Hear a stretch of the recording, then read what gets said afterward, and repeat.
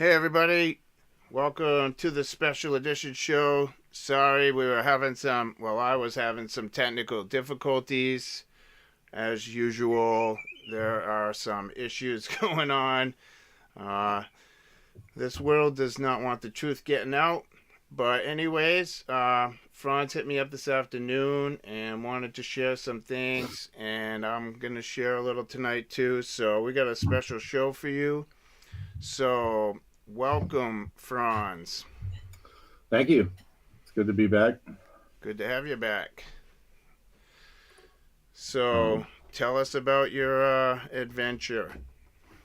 yeah, so um, after not having audio for a little while of the show, I knew I was going to pick up where we didn't have audio, and I wanted to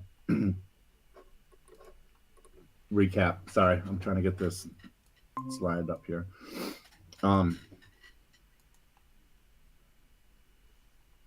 we're getting there. Yeah. Okay, so Saturday we decided to go to the aquarium, and I've said before in shows that I get things given to me, information or things that spark an interest or trigger me into researching, and it's always happened. It's like a little testimony. So um, this picture here, we were talking in a previous show about north, right? Um, this screenshot I took with my phone was dated the 7th. 8th is the Saturday.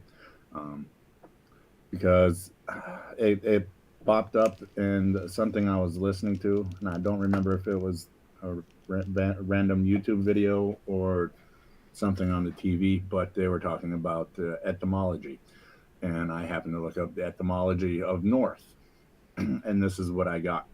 Um, the word North is related to Old High German North, both descending from Proto Indo European unit near, meaning left or below, as I was saying in a previous show. Um, Basically, I popped this in here because of the compass that's there. So the aquarium is in Boston. Right? It's on the Long Wharf, and like other shows, I've been using Google Maps, Google Earth. So I went with that tradition because I happened to look up some of the neighborhood we were in. And we've been in this neighborhood. So it zooms in. I don't know if you can see the airport to the right. Yeah. And on off the Long Wharf, you can see airplanes as far as you can see, though you're coming in to land. It's just a cool place to go um, watch the airplanes and be right on the bay. Um, so we're zooming in closer to the Long Wharf. We've been there a few different times in the past 11 years. Um, this is the aquarium. It's on State Street. I haven't been there since I was a little kid, man. The ginormous fish tank. It's pretty cool. It's good for the Yeah. kid, you Yeah. know. Um, but so we decided to get out of town and just go, and we went. We're at the aquarium. Here we are, me and my daughter.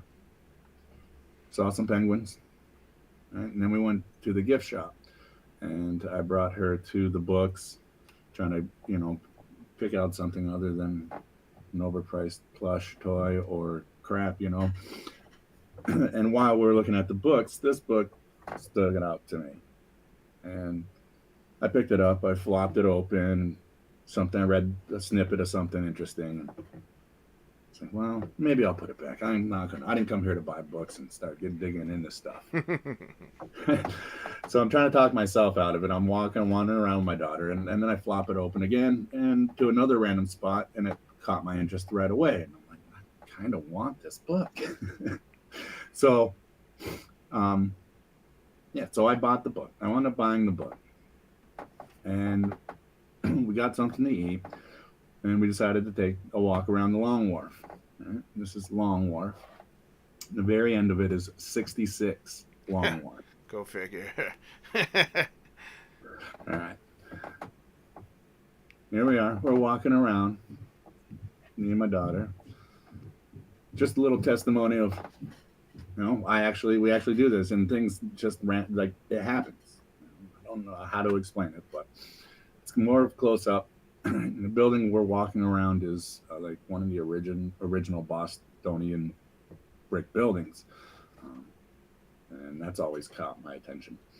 Um, like I said, we've been right here on this wharf a few times. I was actually down there one time with my camera and taking pictures of random kids that were doing tricks on their street bikes, not motorcycle bikes, but pedal bikes. I have blown up pictures, and I just have memories of going along this walk.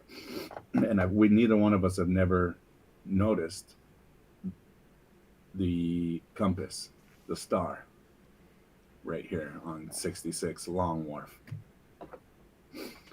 And as I realize I'm noticing this, and I'm like, I've never noticed that before. I see my daughter; she's noticing it too. Yeah. And I realize it's a compass, and she just decided to go stand in front of it. And I realize as I'm getting closer, it's a detailed compass, and in it is a fleur de lis. Yeah. I'm like, okay, I've never noticed this. Like this is weird. And to me, I actually, when I look back at this picture, this is a pictorial um, feeling of how I feel as a parent. You know, like I'm witnessing my daughter navigating the world. Yeah. And Yeah. trying to be there for her. But either way, so I mean, along with that family photo, I'm curious that I've never realized that this huge green fleur de lis in this detailed compass, and it's actually etymology north, right? So the airport that I pointed out in the other picture is to the right, to the east, right? So the fleur de lis is pointing north, according to our relation to the sun. There's the fleur de lis. Yeah. So it's an 8-point star on an 8-point star on 66 Long Wharf. 88. Yeah. So we walked through this park, and then when I looked at it on the Google Maps, I'm like, wow. We just randomly walked through it. It's on the other side of the aquarium. You go back over to Quincy Market. Ironically, the name of it is Christopher Columbus Waterfront Park. Of course it is. See, I'm like just trying. I just wanted to show you that it happens. It's beyond coincidences. Right? But as I looked at it in this view and realized it was Christopher Columbus, I realized it looked a lot like the Opus Dei symbol. Oh yeah. And then we walked right around. Our parking garage was really close to the red arrow here. And we walked all around this part and went into Quincy and did a little souvenir shopping and got some food. And the arrow is pointing directly at something I walked over and missed, but it's another 8-point star. Oh wow. Yeah, and I didn't get a close look, so I don't know if it's another compass or not. But it's built right into the architecture of this building and the whole walkway. But it's definitely an 8-point star on an 8-point star, which ironically is on the book that I bought. Yeah. It's right on the cover of your book. And there's no reason for this book to be in the gift shop at the aquarium. It has nothing to do with Boston or the aquarium.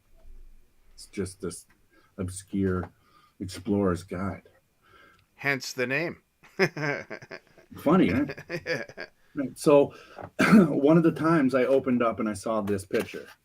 I went to read it, but I didn't. It was probably, one of the first ones I looked at, but I'm like, I want to look into that. Why, So I opened it up and I read it, right? And as I'm reading it, I realized this picture is on page 67. I opened it up to 66, and the interesting picture is right there. And I got the book right here in front of me. See it? Yeah. But I'm going to read that page. This is a Masonic initiations are rumored to have taken place in this 88-foot well. Yeah.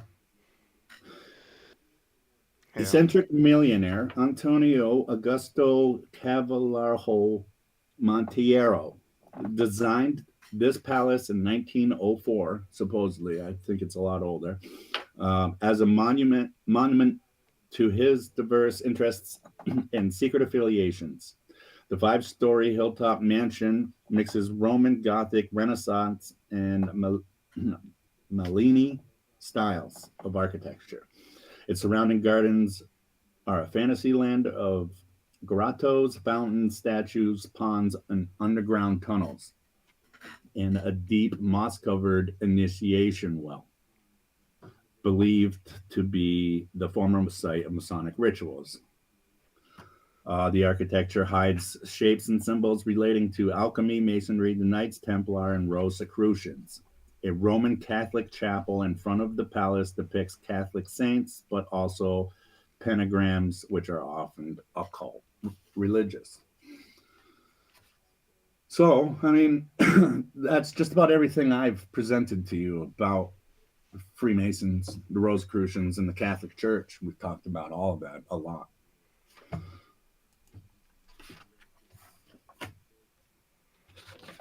And here's a clearer picture. That's crazy looking. It's their initiation well. Looks it. This is the very bottom. Yeah. So, I mean, look at all these Oh, there's your compass. Yeah. And there's an 8-point star Yeah. at the bottom of an 88-foot initiation well.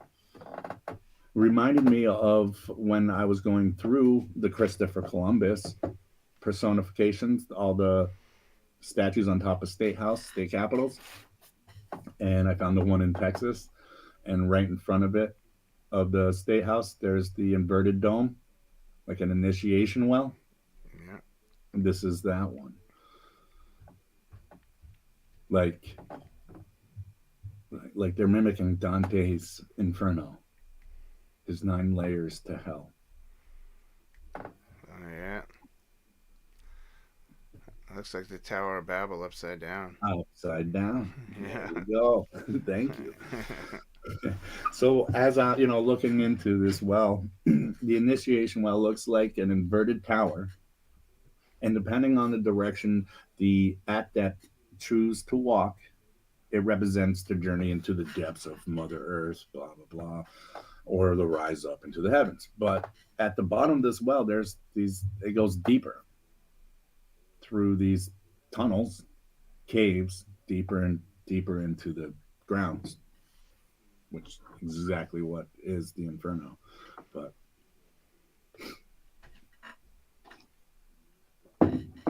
the initiates get initiated in. They do, sacrificial rituals for these things.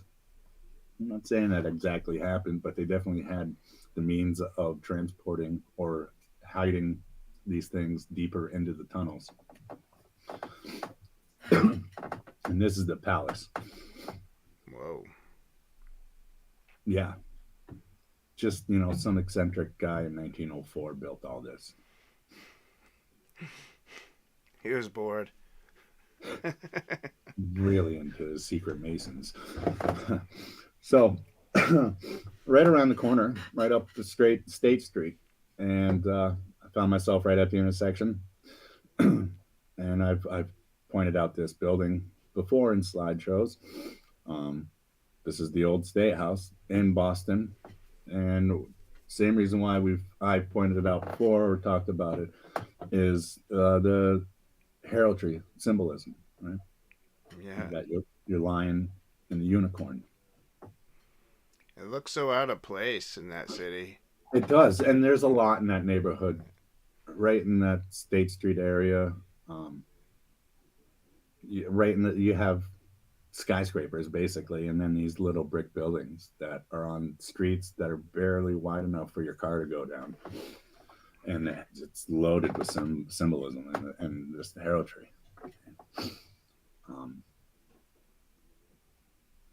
so then, the lion and the horse, or the lion and the unicorn. Right?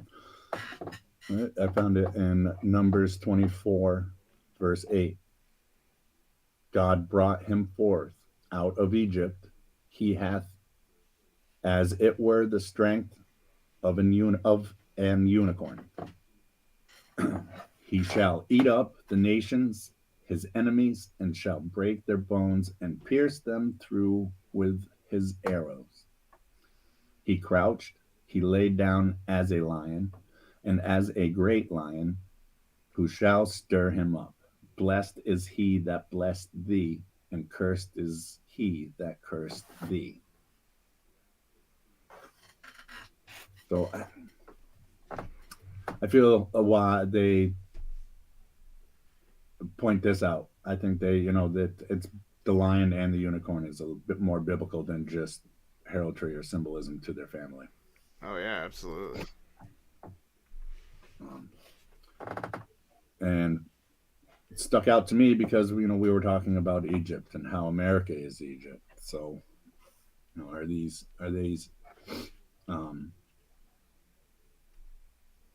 we're talking about the Americas. So are they talking about us? Are we the enemies of the nations that control it?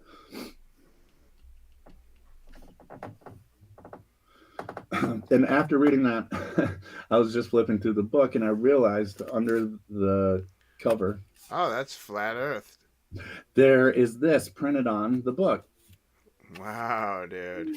And we were just talking about. That's an awesome cover. That is an awesome cover. Like, I didn't dig into the book. I just felt like I want this book.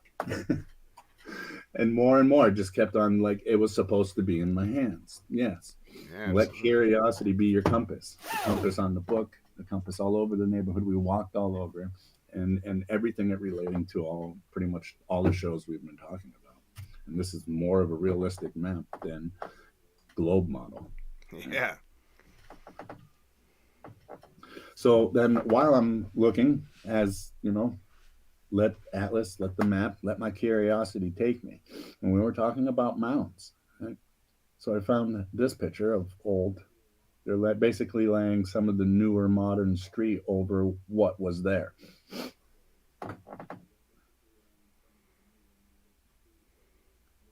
So basically in that neighborhood, all the way through that whole the state downtown area, there was mounds, ginormous mounds.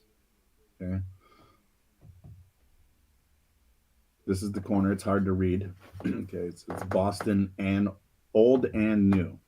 Right, so you have your yellow. That's the level ground.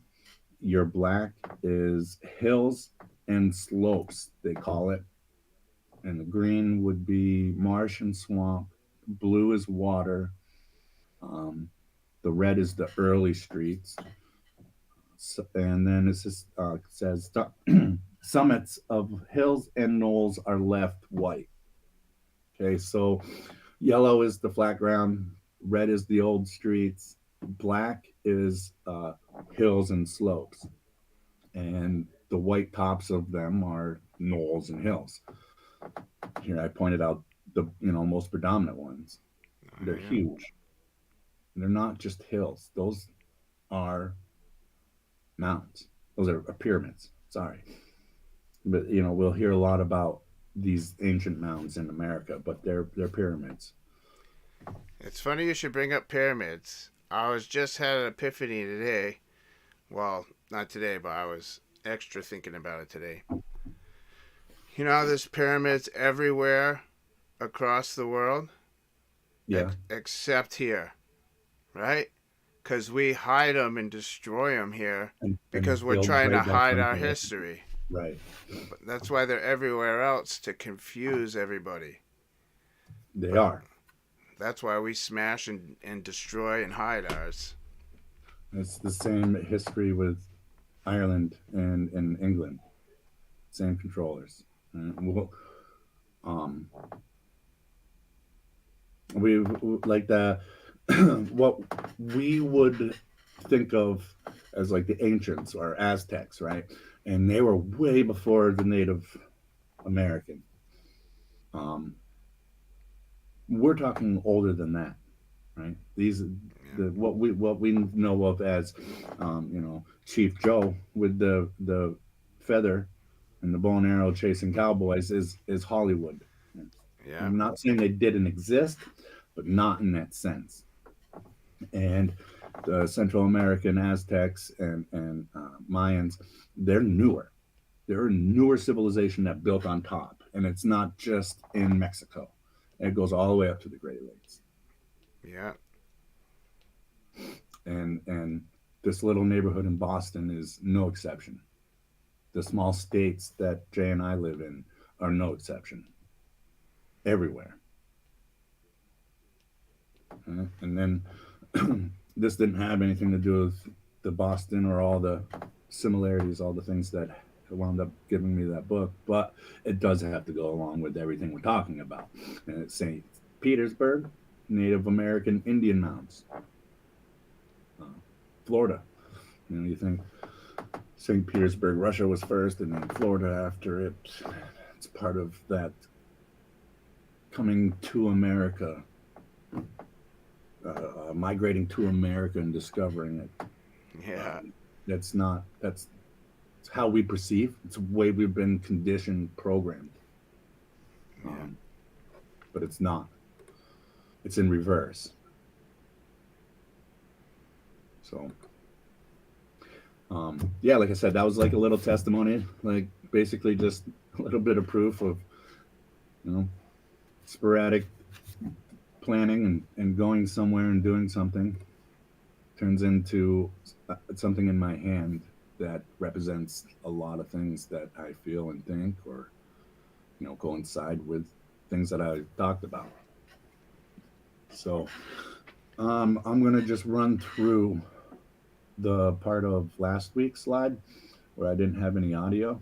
Yeah. Sorry about that. No, and actually now it makes, now that I talk about it, I want to just put out the acknowledgement of what you do, because um, just take a moment to acknowledge that you're wearing many hats.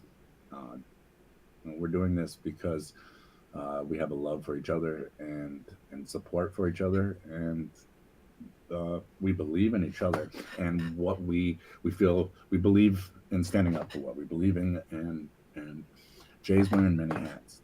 Um, he's the studio supervisor, the sound engineer, the tech guy, and a host, part of the podcast. Professionals have hundreds of thousands of dollars into equipment that we just have toys compared to. And, he's popping up information and pictures and doing stuff like the tech guy would for you if the host was just asking for something off the internet, and he's doing a lot. Um, so, with that said, I just wanted to give a little acknowledgement, to the hard work you put in. Well, So, thank you. You too, man.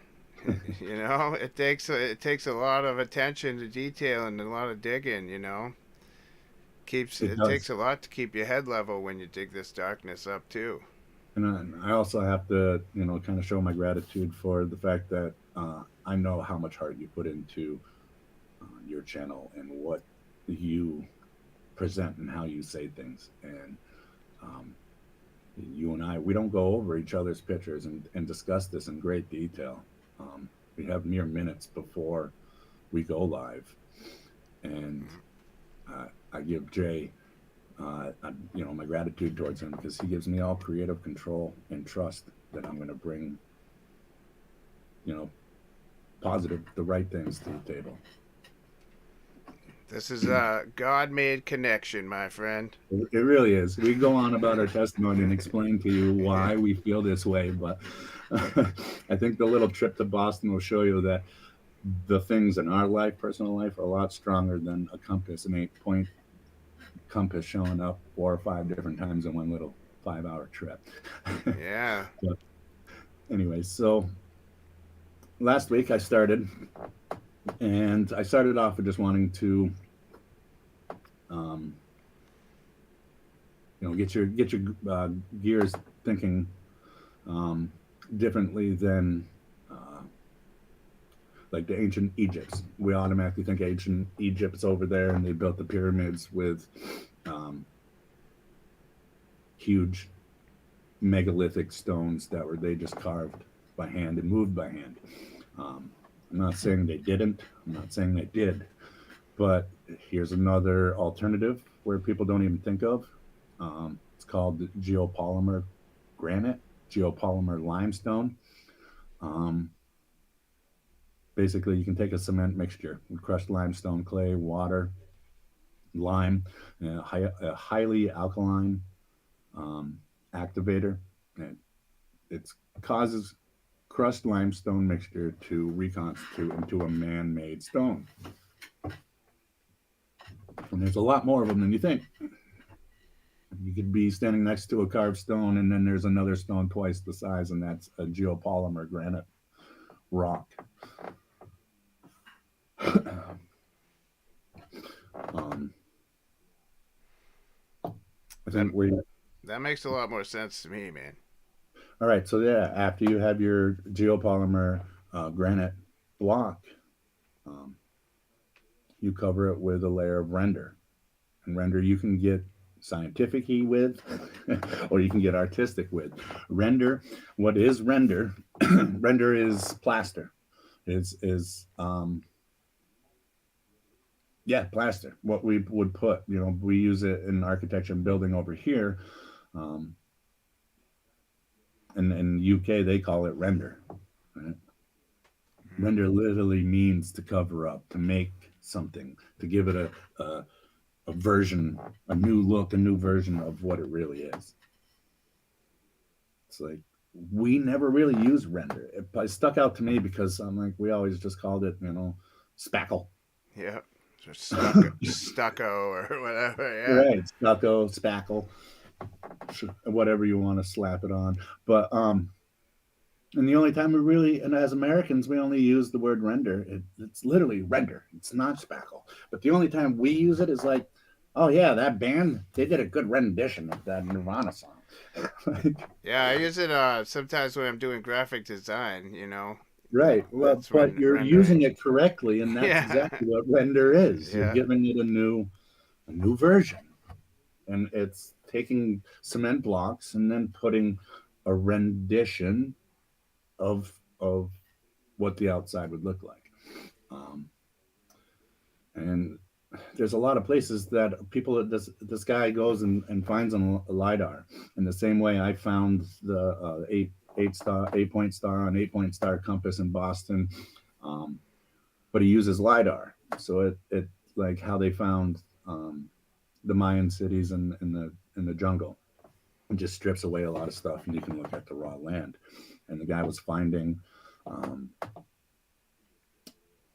uh, places that look like they should have just been a rolling hill or a cliff, where he discovered with the lidar that it had um, man-made features, and he would go investigate and find that these rock faces were render or spackle, and there underneath were um, sandstone, which geopolymer sandstone, which makes me, for a few years I've been looking at the rolling hills I drive through in Vermont, and I'm like, some of them, I don't know. There's just something about it. It makes me have a feeling that there's more to it than just a natural cliff face or a hill. Um, In California, there's a lot of stuff on the sides of the highway that they're trying to hide.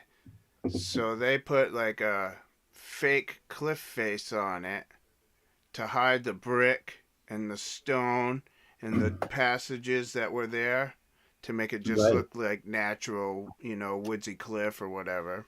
right. Same kind They of idea. for a long time too, along highways. I was just actually watching the process near the my local exit I get off because I take the highway to work. But um, you're on the highway and you never think about it. You think that they just cut through this little piece of the mountain and there's ledge on either side. So this highway just cut through the mountain. Um, sure, yeah, they may or may not have done that. But the exit actually cuts through what would look like they just cut right through the mountain. So there's ledge, face ledge. And I was watching the guy spray geopolymer in a spray form. And it kind of looked like the way they spray asbestos, not asbestos, that, um, the insulation, like the old recycled newspaper insulation. Yeah. And that's what it looked like, but it was sticking to what the rock face was and drying. And he was basically creating a new rendition of what the rock face was. China does that. They paint their mountains green. They unfinished, yeah, it was unfinished for Yeah. like 3 days, and it just Yeah. looked like the spray on cement. Yeah, they do it. Yeah. Um, mm, so when you think of that technology and how old concrete is, what we know of or think of as ancient Egyptians had that technology handed to them. They were making cement, geopolymer stones. I think what people forget is that the fallen angels brought knowledge and technology. We've been so programmed to think of cavemen like trying to start a fire. You know what I mean? Like Right. we've just been so heavily programmed that like we don't understand. Like they had better technology than we do. Like And yeah, and it's we've been programmed to accept that technology can only progress in the timeline we have lived it, or they let us live, in our history. right. Yeah. Um, we've talked about the ley lines of the earth and the natural frequencies, and being harmonious with those frequencies and being in tune with it, um, using that as a technology. They've coming out more mainstream lately in the last year or two that that's not so far fetched or fantasy. Yeah, they used to harness power right out of the air. And that's what I believe a lot of these building with these stones or creating these stones because different types of stones um, either attract or repel or have their own completely unique vibration. Like um, granite. Granite is like a conductor for microwaves, gamma rays. So the gamma rays can pass through limestone or granite easier than it could marble. Marble's natural frequency kind of repels it. So, and essentially, that point of what I'm saying is if you spent your whole entire life in a granite house, you're more than likely going to have cancer from gamma rays than you would if you lived in a marble. Yeah, and granite's full of quartz, and that resonates and holds power in it. Right, and that's another reason why, because your blood is a crystalline. You are a crystalline being. That's you have crystalline on your brain cells. It's why you remember things and hold information. It's in your DNA. Um, yeah. So back to last week. So last week, the recap on last week is where I picked up where I left off. I was trying to bring up the whole Grand Canyon. Excuse me, please.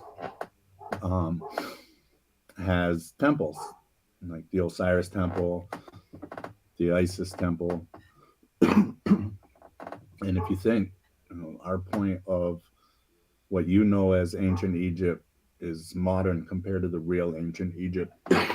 Excuse me. That what if this was a geopolymer temple built on top of this land, on top of this canyon? Almost looks like a star fort.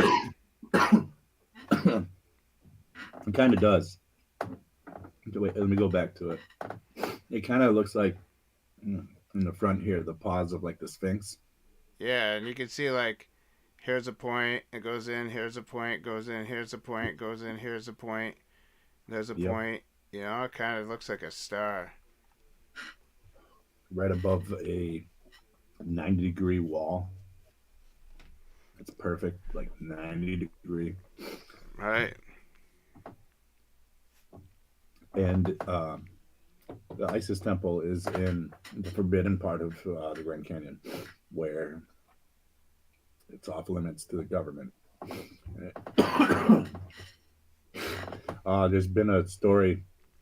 It's been around for a while. I think it was like 1909. G. Kincaid went to the Grand Canyon, um, but it's gotten very popularized as a hoax. The Smithsonian denies that he was even a person employed by the Smithsonian, but in archives, um, there's reports on him and S.A. Jordan, who actually is a professor for Smithsonian, found a megatropolis underground in the Grand Canyon, capable of holding about 50,000 people. It was basically an Egyptian city with thousands of artifacts, including mummified kings and warriors. Yeah, they pulled like sarcophagus out of there and all kinds Yeah, of Egyptian trinkets and statues and all kinds of stuff. tons of stuff out of it. And it was taken over. First G, excuse me. Oh, Yeah, all right, buddy. I'm trying to hold back a sneeze, so it's just hanging out right there. So G. Kincaid first went there. Um, he was underprepared. He wasn't expecting to find this. He was more kind of a treasure hunter, really. Um, and he knew that the president of the time was going to close off portions of it. Um, so he reported. There was actually, like a newspaper and college reports in archives that he reported what he found, and he went to the Smithsonian, and the Smithsonian gave him a Professor S.A. Jordan and like 40 other people, and they were just taking thousands of artifacts out of this place. Um, and today it's a big hoax, and you get laughed at for believing in it. But all these artifacts went with the Smithsonian. Another star. Looks Yeah, like the sun. It's the star. you can see the star compass in there hidden with the You sun with can. the sunbeams.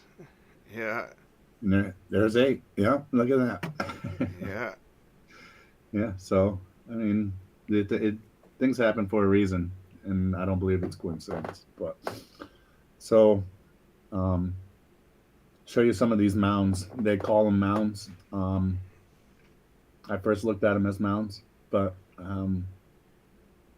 they're they're the bases of pyramids, of huge architectural, land and building architect megatropolises. This is Grave Creek Mound in Moundsville. It's the largest conical earth mound in North America and the major West Virginia landmark. It says it's currently 62 feet high and 240 feet in diameter. It's estimated to contain about 57,000 tons of earth.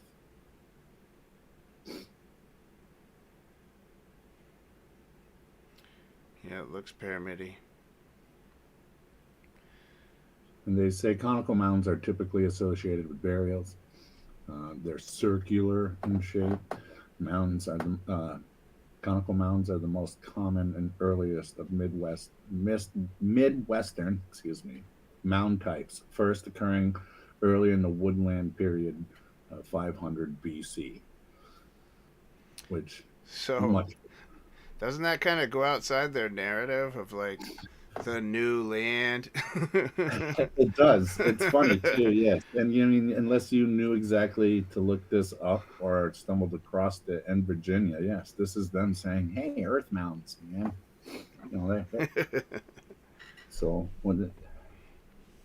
So that's a long time, even by their 500 BC. It's a long time for your bow and arrow Indians to just be living in teepees. Yeah. following the buffalo wherever they may roam. And this is Akamuligi Mounds National Park. Sorry for destroying it. Yeah, that's a tough one, man. This is in Macon, Georgia. This is much bigger than the last one. This one says traces of over 10 millennia of culture from Native Americans in the southeastern woodlands. So that's Georgia. We're still on the East Coast. We're in Virginia. That looks like a pretty. That looks like it's kind of like a step pyramid going up there, just covered with earth. It kind of does. Like somebody built on top of it another civilization afterwards. Yeah.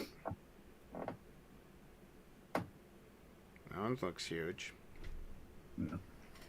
That was actually the other side, a different side of that. All right. This is Etowah Indian Mound. It's a 54-acre archaeological site in Bartow County, Georgia, south of Cartersville. It was built and occupied in 3 phases from 1000 to 1550 CE or BC, whatever.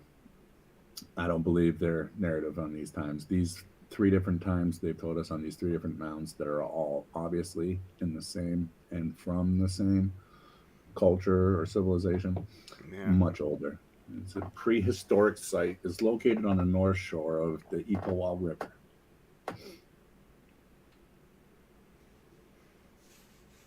This is a rendition, an artistic image of what it would have looked like. And where would that be? This is on the Etowah River in Georgia. In Georgia? Yeah. Dang. Yeah, So I could see that. it's like they flat topped the original pyramids and then built their own on top of it. Yeah. That's multiple civilizations. This isn't just one. This is like Boston-sized city in that neighborhood I was showing you. What do you think about the theory about pyramids being for power? You know, I haven't dug into it too much, as its basic sole purpose as just to be a power plant. I don't believe that, because to me, I think they're pushing that as the whole pyramid. But it definitely amplifies the natural magnetic electrical current that would come from the earth. Right, and like puts it in a point. And it puts it condenses it, or it, transmits it the way they want to. Yeah. They're like the King's Chamber in the Big Pyramid is acoustic by sound. And no matter how well you can sing, if you hit a certain note, it projects it at a note a human can't sing. And the vibrations are like a vibrational, it interacts with the energy it's harnessing and pulling out of the natural earth. And it's almost healing. Like when you're in there, you feel euphoric. You don't feel your achy joints. You don't feel, you just feel comfortable and at ease. I've read reports of scientists getting in there, like they must have ate something. They weren't feeling good, but they only get so many, so much permission to go into these places. So despite being physically sick and puking, they went in anyways. And the whole time they were in there and observing, they did not feel sick at all until they went back out. So yeah, I do believe that they are harnessing, I don't, as much as being a power plant, creating power, no, but knowing exactly where these, strong points from the earth are, and then amplifying or harnessing that. Yes, absolutely.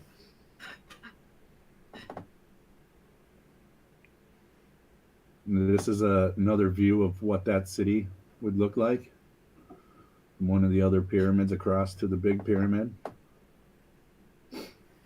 That's cool looking. A lot bigger than you would imagine. Like the base of these mounds are rival to the largest pyramid in Giza. This is uh, Watson Break is an archaeological site in present day Acquachie Paris, Louisiana. Archaic period, they say, dated about 5,400 years ago. That might be right. That's closer to right. Yeah, To yeah. me, That that's closer to right. that But one yeah, seems a little bit close. it makes the other ones that are bigger than this laughable. Yeah. Um, but yeah, this in Louisiana has some of the largest ones as well. Um, and Louisiana is right on the Gulf of Mexico. Short boat ride down into Mexico City. That also has tons of. But I'm trying to stay in America right now, and this is a another picture of what um, Watson Break. Sorry, I had to go back and look. Watson Break.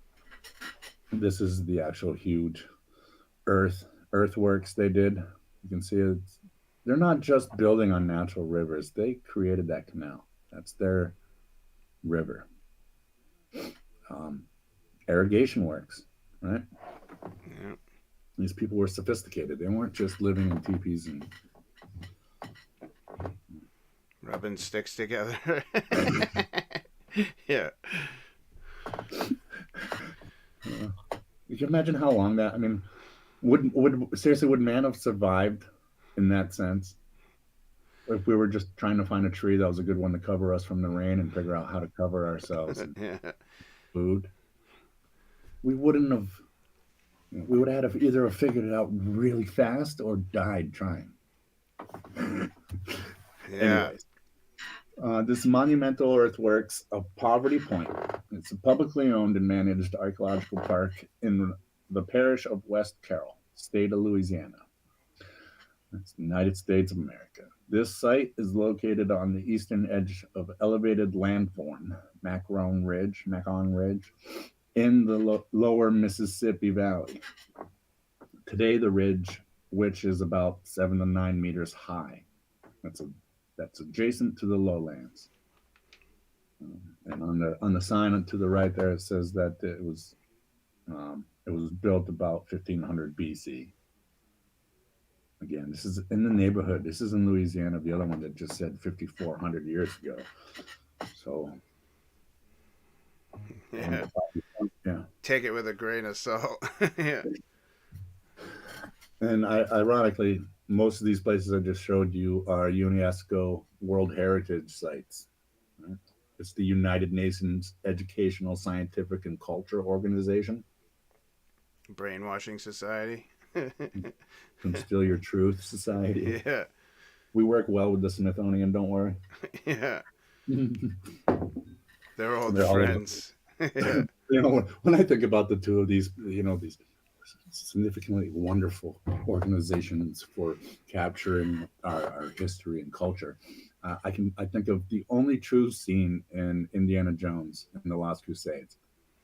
One at the very end of the movie, when the guy just puts the Holy Grail in the hay in the box and seals it up, and the guy just starts wheeling it off into this huge, unbelievably huge warehouse underground. Just gets lost in there. I Yeah. think that's more true of the Smithsonian than anything else. Yeah. Nothing to see here, folks. There was nothing here but just some dirt and stones. They got a massive warehouse of lost stuff. Huge. And honestly, the whole bigger than you can imagine warehouse underground is a lot more plausible than you think. Yeah. But this is a modern picture of the physical location. I think this is Cahokia Mound Complex. And this is what it would have looked like. I was gonna say I could see like these big arcs going through Yeah, there. you can see that. You can see that they're still there. So I mean, yeah, the on top of those mounds were houses. You can still see the remnants of them. Yeah. Again, that's all earthworks. The whole complex. Uh, that's a 14-acre, 222 million feet of soil, and the base of Mound A is larger than the largest pyramid in Giza. So again, this is another megatropolis. This is like 20, 30,000 people. And they're a Yeah. lot more sophisticated than you think. Like this looks like dirt, but these places were paved, had paved streets, irrigation, fresh water, a sewage system. They weren't just digging holes off further away from the teepees and anyways, Right. and at this site is these are some of the artifacts. You some look like jewelry, and some actually have like engraving on them. Where mainstream will tell you this is just artists. They're being artistic. Same here with these stones. Um, to me, that's like beginning of hieroglyphs and language lettering. Look like beads. And yeah, they do. They are like a beads. I would say those would be described as like a type of currency, Yeah. or um, symbolic to like how many farming animals you own. If you own goats, your wealth was judged by how many goats you had, so per se or whatever. But this is just a small example of petroglyphs. Again, the mainstream will call them petroglyphs because petroglyphs were art. They were just copying what they see symbolically in art. But you know as well as I do, anything in the name of art is not really art. But to me, I see, we use some of your serpent maybe, so, like Yeah. what looks like heraldry, That looks like a bee. a phoenix, maybe dog. But yeah, this is the Chahoka Mounds State Historical Site, pre-Columbian Native American city directly across the Mississippi River. This is from Missouri, St. Louis, Missouri. It's southwestern Illinois. It's between the east and St. Louis and Collinsville. It's about 4 square miles in size. That's pretty big. That is pretty big. 4 square miles. I mean, 4 square miles is probably that neighborhood I showed you in Boston. I mean, took a Yeah. little walk on. Here's a different view of it. Yeah, that's huge, man.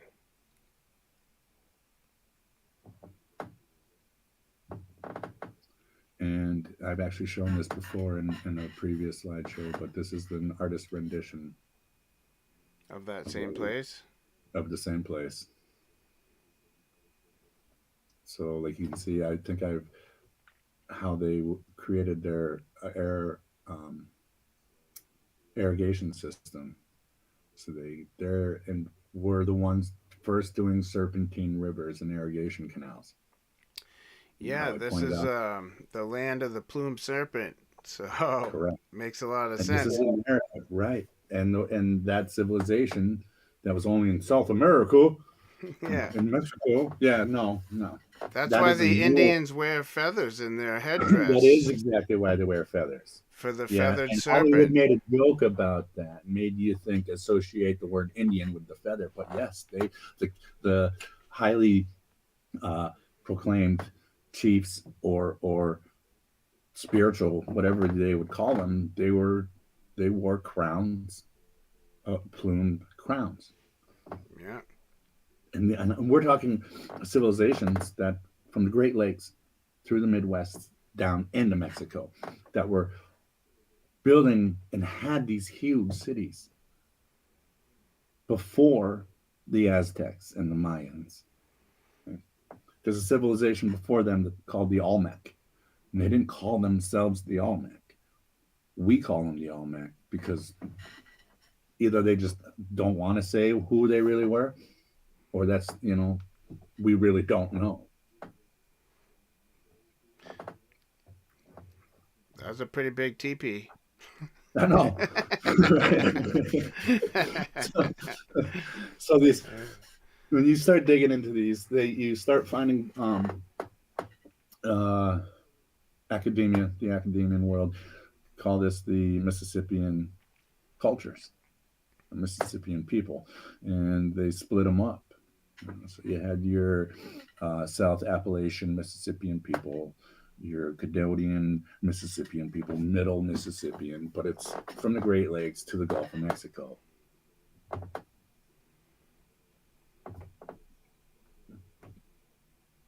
And this is from a book called America BC. Right? And this is in Vermont. I'm going to read the article real quick. 2 generations ago, Edward Reed was plowing his property near White River, Vermont, which is about 2 or 3 miles from where I work that I drive up to every day. When the earth gave way beneath him and he discovered an underground passage leading into this chamber. Here, John Williams examines the interior, deeply inscribed letters on the buried lintel. And the buried lintel later disclosed that the chambers is a small temple dedicated to the sun god Baal. So, Phoenician Jews in Vermont Yeah. building temples.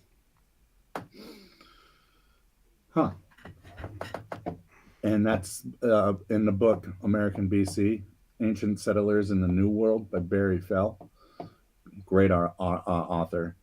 He's actually from Harvard and then pretty much buried because, he's creating lies and crap, not the real agenda history. He actually has other books. I recommend if you can find them and get a book. His first chapter, American Enigma and its Solution. And it's where he goes on to talk about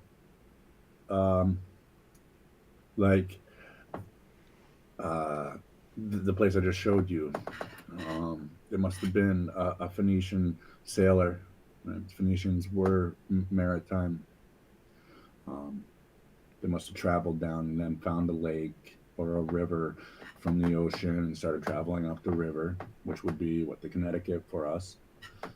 It's this guy points out a lot of true facts, but he's still seeing it in that this is the new world, that this is migrated here. You know what I mean? He's seeing it in reverse still, not that this is the ancient world and they all came out of here. Yeah. And this was another book that I've been reading, Revealing America's Dark-Skinned Past. It's Red Silver Fox Thunderbird, a natural, ancestor of indigenous. And he goes on to tell you, he pointed out it's where I got a lot of the mounds information from. And he talks about how they were black, not red, and how they were here a long, long time. Yeah, that's God's people, Israel. Petroglyphs are more than just rock art, picture writing, or an imitation of a natural world. They tell you they should not be confused with hieroglyphs, which are symbols used to represent words. So petroglyphs are just Indian graffiti, and hieroglyphs is intelligent speaking. But these are all petroglyphs on the right. These are all symbols and petroglyphs, labeled as petroglyphs, that have been found all over the United States.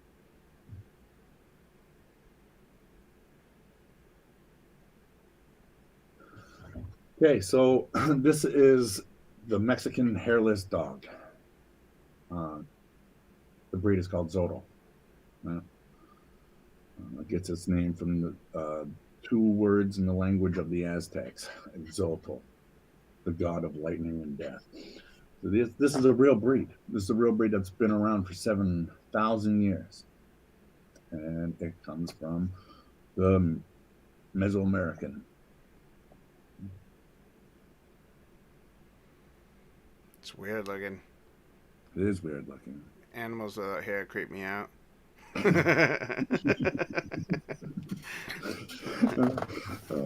cats are weird looking too, man. The cat, no, I don't know. So I mean, it's just I never really, I've known of like the hairless Siamese and stuff, but I never knew about this black skin hairless dog. It's been 7,000 years old, and like that's a dog that would have been wandering around during these pyramids through all of America. It's like Anubis. That's exactly what it was. There you go. See? Looks exactly like Anubis. Anubis, also called Anpu, ancient Egyptian god of the dead. They say it represents a jackal, but it sure looks like that dog to me, not a jackal. Yeah. In the early dynastic period in Old Kingdom, he enjoyed a preeminent, through not exclusive position as Lord of the Dead, but he was later overshadowed by Osiris. Okay, so here he is. He's also he's the teacher of embalming, right? So he's the god of embalming. Here's Zotl on the left and Anubis on the right. Yep, same god. Same thing. Which, would go along here. We found Anubis, right? Anubis came out of America through Mexico into what we know as ancient Egypt now. Various kinds of dogs living among indigenous people. Zodal was special. It says he's missing teeth with a higher than normal temperature. This hairless dog was not considered a breed at the time, but rather a abnormality. But it's been around for 7,000 years, and in the mainstream narrative, we've only been making chimera dogs, creating breeds for pets for a few thousand years, not very long, compared to how long this dog's been around. He's the god of the underworld, or he's associated with the underworld. God Zodal is the twin brother of Quetzalcoatl. Yeah. He symbolizes the planet Venus as the evening star, while Quetzalcoatl was Venus as the morning star. They're exemplified as harmonious opposites. Yep. Two sides of Lucifer's face. So Mesoamerican, Maya, right? They say the same thing. 3,500 years ago, this dog was from 3,500 years ago. He was guardian. He would safeguard the home from evil spirits as well as intruders. He was often sacrificed with the owner and buried with the owner because he would guide the soul to the journey to the underworld. He would help you get to the underworld.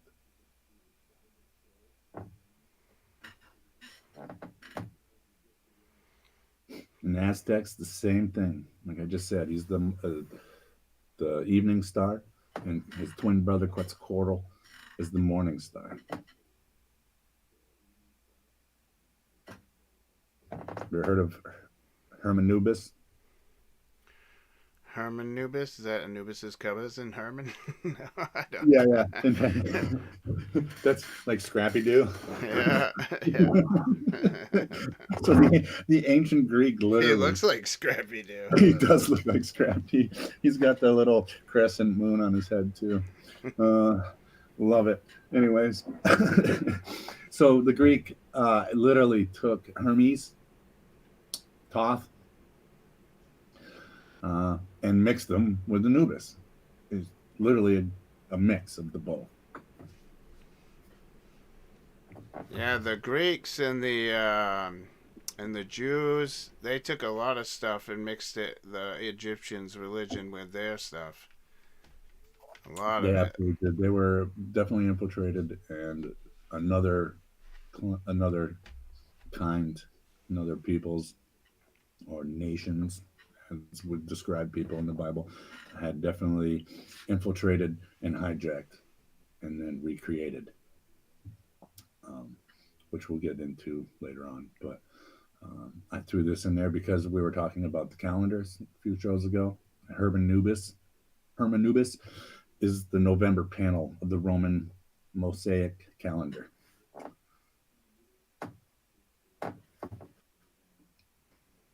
So here was an article. This is from American BC, and this is Fell. His he professes to have found Punic, Iberic, Celtic, and Liberian languages and scripts from New England to California. And in Oklahoma, this is Anubis Cave. Literally, it's named Anubis, and there's ancient, old world carving of Anubis inside of this. I know it's kind of hard to see here. Anubis would be over here to the right above this spot of sun, but on the same panel that he's carved on is a sun with sun rays going down the horizon, and then the sun god right here. He's got rays coming out of his head, right? And you can see in this pillar in the middle of this little cave, there's like a hole, a crack that the sun comes through. And on the equinox, the sun casts a shadow um, and tells a story on this panel. The arrow pointing here is Anubis. There's some chalk kind of pointed out. A dog, definitely a dog with tall ears. Yeah. And to the right of, or the left of him, excuse me, is the sun on the horizon. Anubis. There he is again. Anubis, the Egyptian carving. Anubis from the Anubis cave on the right. This is the carving is older than what we think in ancient Egypt is. It's Anubis. Yeah. Zodal, twin brother Quetzalcoatl. And here's a little picture here. It's outlined a little more, a little better, and you can see the man. On a cube. Isn't that funny? Go figure. So then here it is. Here's what you would see if you looked from inside out on the left, and you can see the mountain across the whatever, the prairie or whatever you would call it, and it sets on the equinox, the summer equinox. It sets down that mountain, and it casts a silhouette on this rock, and the shadow is a nose pointer on the Anubis cave. As the pointer travels, it's telling the story. Um, the head of the man that's on the cube, the sun god, he literally goes down below the horizon as the sun does, because the top rock casts the shadow and it rises up. And at the exact time the sun is on the horizon, the sun that's carved on that panel on the right is going down below the horizon, and the whole time Anubis is um, illuminated by what's left of the sun coming in. So it's telling the whole story of the sun god, going down at night. Anubis, Venus, the evening star, going down. And on that same panel, underneath the guy in that cube, what some would say as I can't think of it now. The word I'm thinking of, but it's a written language. I think I pointed out later on, but this is about where I'm going to end on this slide and hand it over to Jay. But um, what we find for our ancient script looks like tally marks is Arabic, Dude, and what it translate through Arabic on this wall says, "Enact the sunset, the rites of Bel, assembling at the hour and worship." dude, I just gotta tell you, I've never seen this before, but the first thing that I saw was this cube. And if you turn those three digits around, it would say 911, 1 1. Yes, it would. That is like, um, which is in the cube. That's our spell, man. This is crazy. isn't that? I've been seeing that everywhere, man. I have too, and it's inverted. You're absolutely right. It's an inverted 911. Yeah, that's Like crazy. like inverted in the same sense as Latin is Arabic. Inverted. If you write Latin or Arabic, Arabic's wrote right to left, bottom to top. And if you take the right side and flip it over so it's the left side, you have Latin.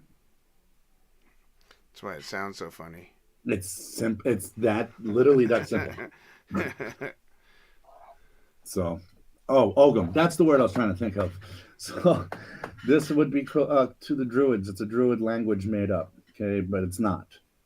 Druids, and it's found a lot in Ireland, but it went to Ireland. It came from here, and it's basically ancient Arabic. So, um, I don't know if that's a good jump off point for you. Yeah, I'm just gonna share a little bit of everything I'm sharing is on the same kind of lines. It's all about America being Egypt to me, and you know, there's no better way to show that, I don't think, than with the Bible. It clearly is in the Bible a lot too. Yes. So I'm gonna my sharing the screen is gonna look a little different. So me and Franz are gonna disappear, but you'll still hear us. So I'm gonna go ahead and click on here now. All right. So what I want to show you guys is this is Deuteronomy 34, and before Moses died, God wanted to show him the land that he was giving because Moses had just taken Israel out of Egypt, which I'm going to cover all this in a video, but I just want to show you guys this real quick. So, before Moses died, God was showing him the promised land that God had promised to Abraham, Isaac, and Jacob to give to their seed. And so, I'm going to show you on Google Earth exactly this walk that Moses went on. So, what's important to understand is Judah is Utah. And you can hear it when you say it. Utah, Utah, Judah, Utah. Okay, so this is where the deception begins. So if you go and you look up the plains of Moab, now remember, he's bringing them out of Egypt, which is the Grand Canyon, that desert area. So we're going to go to Google Earth and we're going to see the Moab.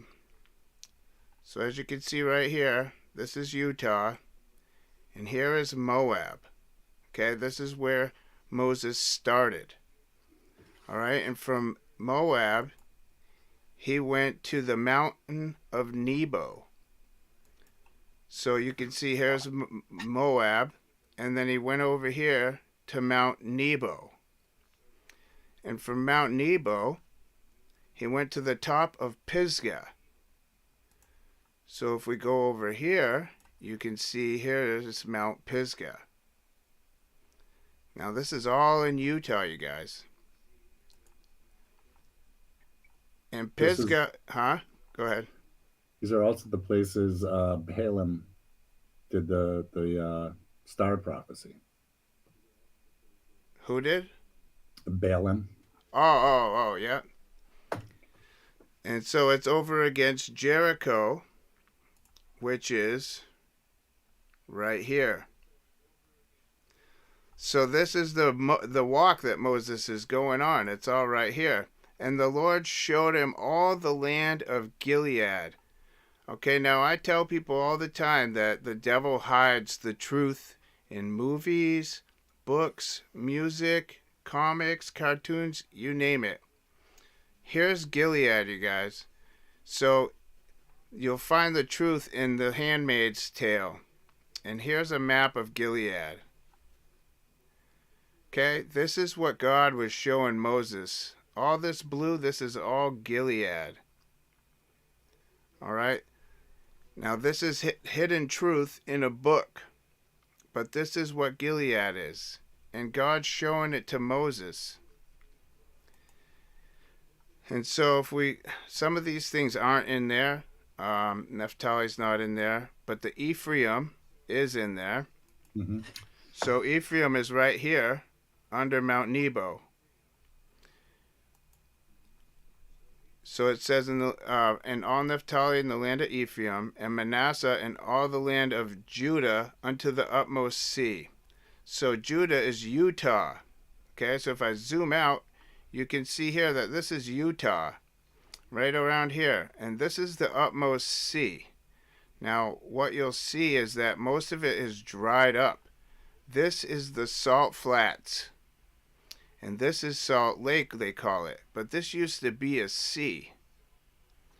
And it was dried up by the Lord. And I'm going to show this in the video with scripture and everything. But I'm just pointing it out right now to give you guys some context. So this is where the Grand Canyon is. And so this is where Moses led Egypt out through all these desert lands. And in the video, I'll do the whole trek that Israel took out of Egypt. But I just want to show this little thing to show people that America is indeed Egypt. And so I showed you the plain of the valley of Jericho, of the city of palm trees, all the way unto Zoar. Now, Zoar is over here somewhere. Oh, here it is in Ohio. So see, this is all Gilead. So he's showing him all the way from over there to all the way over here. And this is Goshen. This is where the Israelites actually lived. Here's Edom, Palestine, Canaan. This is Midian. So when Moses' father-in-law came to see Moses, when Moses was leading Egypt around the desert, he's the priest of Midian. This is where he came from to go see Moses in Utah. This is crazy stuff, you guys. Of course, this page is not loaded. Let's see here. Come on. Let me see. Is this one loaded? Well, I'll hit this one too. All right. So, only in the land of Goshen, where the children of Israel were, was there no hail. So that's what I was saying. They lived over here in Goshen. Outside of Egypt is where the Israelites stayed. They worked for the Egypt, but they did not live in Egypt. And here you see when Jethro, the priest of Midian, Moses' father-in-law, heard of all that God had done for Moses and the people, that he went out there. And he's the priest of Midian. And this is where Midian is. So the scriptures are showing us that this is indeed exactly where Moses led Israel out of Egypt, which was down here. And when I make the video, there will be so much more. But I just wanted to give you guys a little taste so that you can start to process this information and maybe even look into it yourselves, because, you know, this is what's happening. This is the best way to learn. So I would suggest, you know, just dive in and do some research, because the stuff I'm finding is blowing my mind.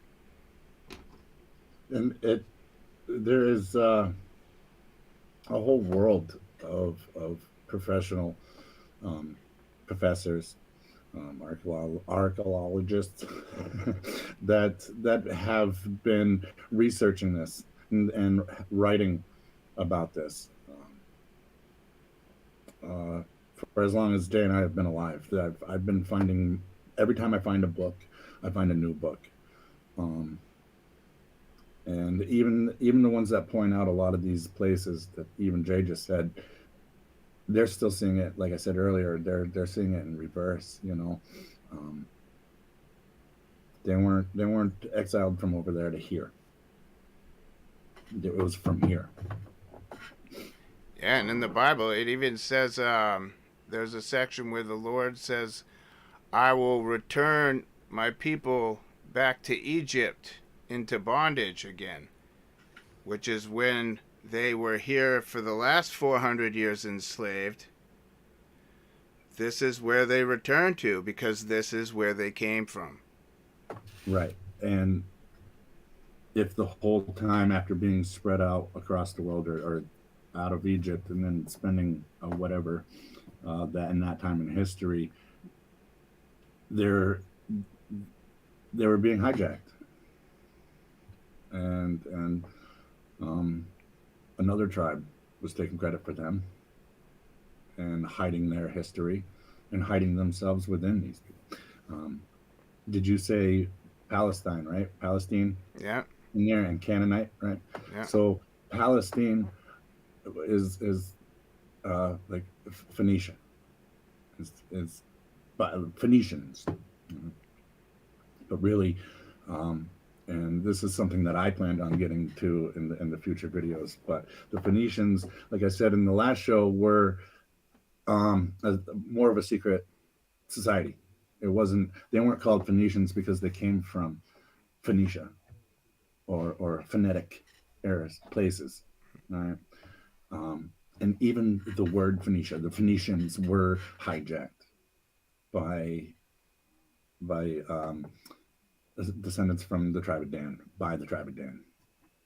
And there's books I'm reading that I'm going to continue to talk about how I believe Dan is corrupted by Satan and has been secretly behind the scenes of a lot of these Canaanite cities,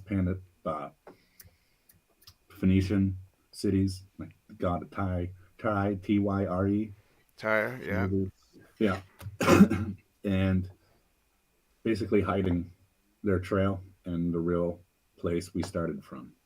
Yeah, you can't find it in that Deuteronomy. I was just going through. It says from Dan unto Zoar. Well, you can't find Dan. It's No, been you can't. it's Dan been doesn't. wiped off. It has been. It's been wiped out. And then Yeah, people think Dan is just a biblical family story. yeah, It's not. And my whole goal is to point that out and prove that. Like pretty much anywhere the name the Denmark is literally translates to the mark of Dan. The Danish, Dans. Mm-hmm. So, but yeah, before we get going too far ahead of myself here, but yeah, definitely. And I'll show you the books that I'm reading, give you the authors, and share that information. You can find them yourself. Some of them are hard to find, but um, yeah, the point is definitely the tribe of Dan um, is a real people. And if my opinion would be, they're the ones that control everything still. yeah. They're gonna. That's where Obama comes out of. So that's the Serpentine, And the that's right. tribe. They're Yeah, in the 1611 original King James 1611 version, which is no longer in circulation. If you wanted a copy of it, you'd probably have to spend about $1,500. Um, they only printed them really in the 1611, but there's a genealogy map, and Dan the shield for Dan has a snake on it. yeah. It's his symbol is the snake, and his color, the Dan tribe Dan color is blue. And I plan on proving that um, the ties from the tribe of Dan to Masonic um, history, really, and that they do control all of us. I mean, I think most of our shows we've pointed out with just, earthworks and architecture that they built what we know as cities today under these ancient beliefs and Masonic symbolism, which is Egyptian, ancient Egyptian. But anyways, that the places you were pointing out too in the map, why I mentioned Balaam is because that's where he was at. What King Solomon told Balaam to go curse the Israelites, Yeah. but he supposedly blessed them instead. Well, Balak told him that. But no, Balak told Balaam. that's right. Yeah. Balak told Balaam, and he went from um, Nebu to Pissa and across the three of those places, looking down. Um, but that story kind of gets confusing too, and I wonder in that version of that story, the Israelites he was looking at were they the tribe of Dan Israelites or the real Israelites? Um, Yeah, I'm not sure exactly when the tribe of Dan was taken out, because in the beginning in Genesis you'll find the tribe of Dan listed under the tribes, but in Revelation they're not there. Like when they're it not talks there about the anymore. 144,000, it's Right. 12,000 And from that's each of the 12 that's where tribes. They're not there. they're not there. They got mixed into the 144,000. Possibly they are the 144,000. Oh, I don't think But that. I think they're left out of it. But true, right, and they were left out of. They weren't given any um, land as an original tribe. But Dan is the fourth son of Jacob. yeah. Jacob, who was renamed Israel, where they started calling themselves the Israelites because of they're really uh, the tribe of Jacob. And I've talked about Jacob in the coronation stone, how he had the dream and he met God, and how he got his name Israel is sleeping on that stone. Yeah, he is Israel. What's that? I say, yeah, he definitely is Israel. Yeah. I was just trying to skim through to see if I could find it. Yeah. Well, I see. James said, "Great show." Good to see you, James. Oh, James is there? James is there. Saw him. Just see he put in the chat there. That's so weird. I don't see any chat at all. That's weird. The only one in there, I guess. Well, hey, James. Shout out to James and everybody that's watching. If you're not subscribed, subscribe. Right, that whole. We kind of took everybody off guard with this show this week.